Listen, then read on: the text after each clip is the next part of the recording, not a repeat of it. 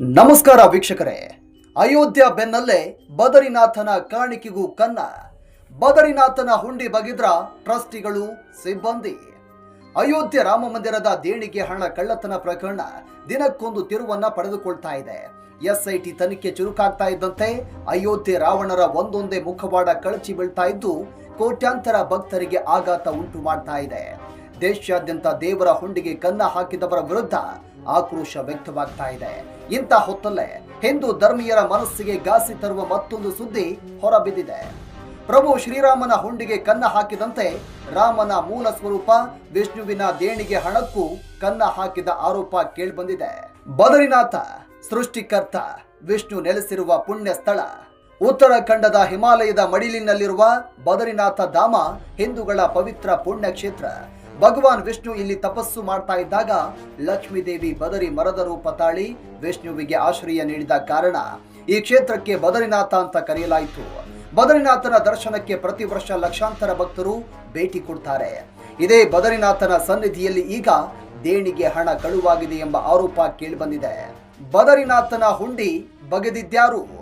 ಅಯೋಧ್ಯೆ ಬಳಿಕ ಬದರಿನಾಥನ ಸನ್ನಿಧಿಯಲ್ಲೂ ಕಾಣಿಕೆ ಕಳ್ಳತನವಾಗಿದೆ ಎಂಬ ಪತ್ರವೊಂದು ವೈರಲ್ ಆಗಿದ್ದು ಸಾಮಾಜಿಕ ಮಾಧ್ಯಮಗಳಲ್ಲಿ ಈ ಬಗ್ಗೆ ತೀವ್ರ ಚರ್ಚೆ ಆಗ್ತಾ ಇದೆ.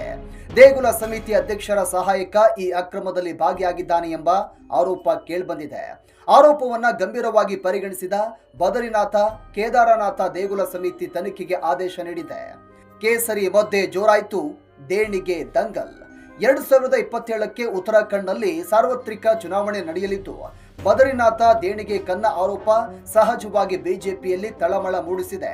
ಕಾಣಿಕೆ ಕಳ್ಳತನ ಆರೋಪವನ್ನ ಅಸ್ತ್ರವಾಗಿಸಿಕೊಂಡಿರೋ ಕಾಂಗ್ರೆಸ್ ಬಿಜೆಪಿ ವಿರುದ್ಧ ಮುಗಿಬಿದ್ದಿದ್ದು ಬಿಜೆಪಿ ಆಡಳಿತವಿರುವಂತ ರಾಜ್ಯಗಳಲ್ಲೇ ಈ ಕಳ್ಳತನ ಏಕೆ ನಡೀತಾ ಇದೆ ಅಂತ ಕಾಂಗ್ರೆಸ್ ಸಂಸದ ಜಯರಾಮ್ ರಮೇಶ್ ಪ್ರಶ್ನೆ ಮಾಡಿದ್ದಾರೆ.